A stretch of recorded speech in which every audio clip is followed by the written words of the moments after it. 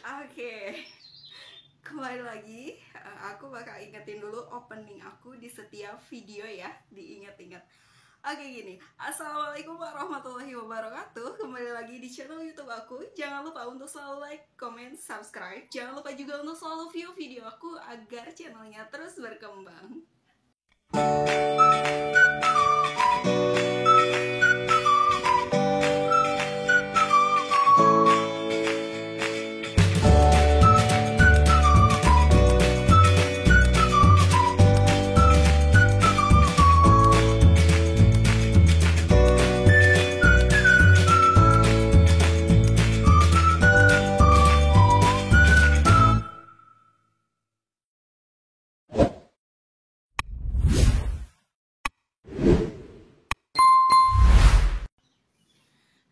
Oke, udah inget ya, itu opening aku di setiap bikin video. Jadi diinget-inget ya, awalnya setiap ngomong atau setiap membuka video pembicaraan aku kayak gitu. Nanti juga di akhir aku bakal ingetin kata-kata closing aku ya kayak gimana.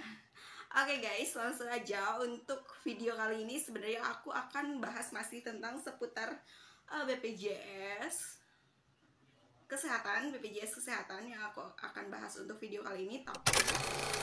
Oke, di video kali ini aku ambil tema tentang UHC atau Universal Health Coverage atau tentang jaminan kesehatan semesta. Nah, aku kayaknya udah pernah bahas, udah ada video aku yang bahas tentang UHC ini. Cuma aku angkat lagi. Di sini aku akan review lagi UHC itu seperti apa sih.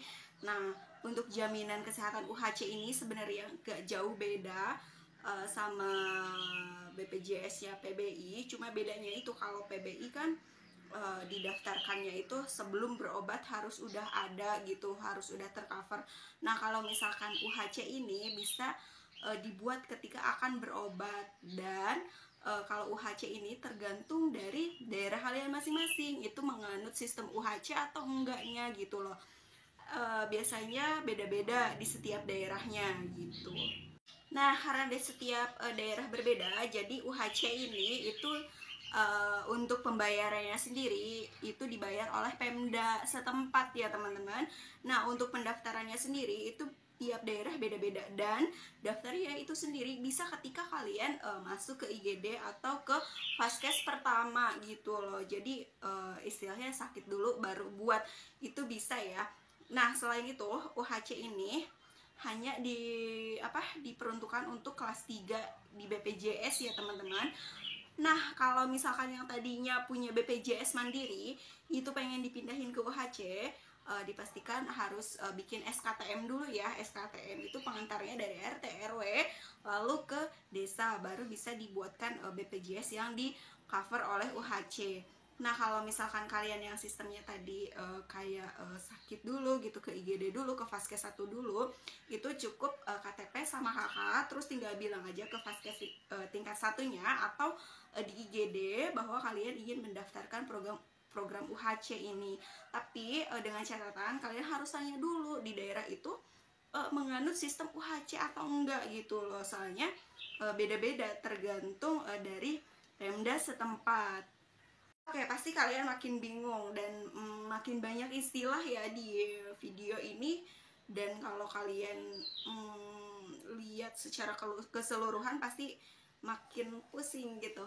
Ada istilah JKN, terus ada BPJS, ada KIS.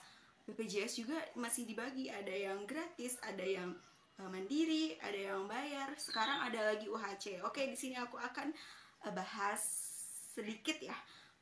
Kalau secara garis besar itu JKN itu sistemnya ya teman-teman.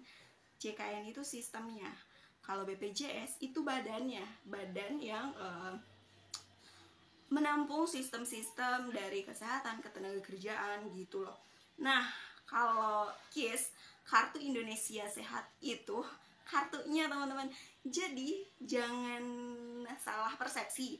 KIS itu kartunya. Jadi kalian anggota JKN pasti punya KIS.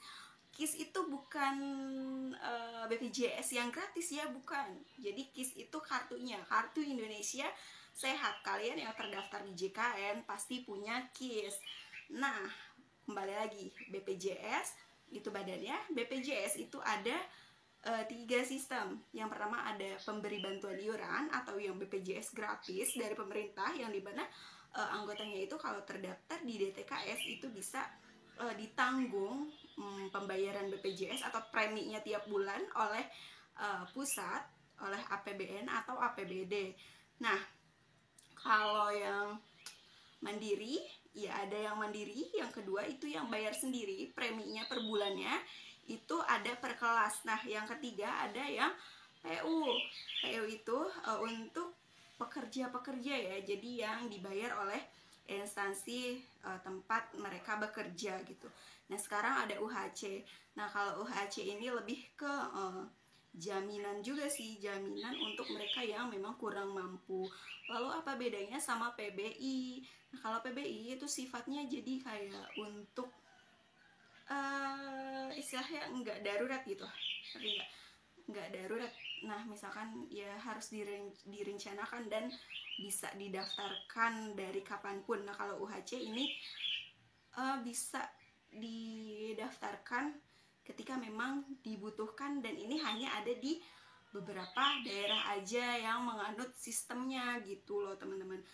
Dan untuk dari anggarannya sendiri bedanya itu, kalau si PBI yang gratis itu ada yang dari APBN, APBD. Nah, kalau UHC ini anggarannya dari Pemda setempat gitu ya teman-teman. Oke, mudah-mudahan cukup jelas ya yang aku jelaskan tadi tentang program UHC, Universal Health Coverage, yang ada di Indonesia. Oke, mudah-mudahan selalu bermanfaat apa informasi-informasi yang aku sampaikan. Mohon maaf apabila dalam penyampaian dan selama di video ini ada beberapa atau mungkin keseluruhan informasi yang nggak nyampe ke kalian. Pokoknya intinya jangan di skip ya untuk nontonnya sendiri, kecuali yang memang udah nggak suka sama aku, ya udah jangan didengerin deh, jangan di view, udah nggak usah lewat aja. Oke, itu aja. Kalau misalkan yang butuh boleh di view di setiap video aku. Apalagi yang butuh info tentang layanan publik, BPJS Kesehatan, BPJS Ketenagakerjaan, atau dokumen penting lainnya, boleh kalian scroll video aku sampai bawah.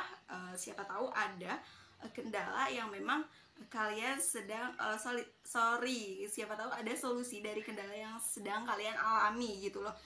Kalau misalkan nggak ada, boleh kalian langsung direct message atau komen di setiap video, kolom komentar di setiap video aku.